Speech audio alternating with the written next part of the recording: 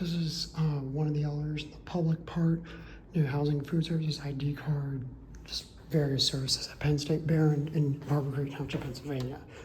It's an early 2000s Otis hydraulic elevator. The one. Here we go up.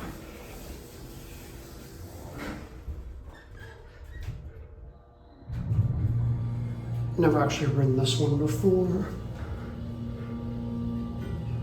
Here at one.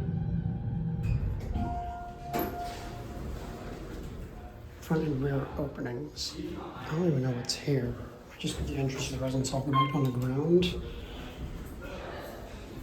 Penn was like, oh, I see that. It's like the normal height for a phone box, but there's no phone box. Yeah, because I think it's a slightly different height than normally there is. Or there isn't. Certificate installed in 2004, so it's actually a later series one. It's a basic Otis cab, what you would expect. Residence hall, safe sign, big brother. There's like those.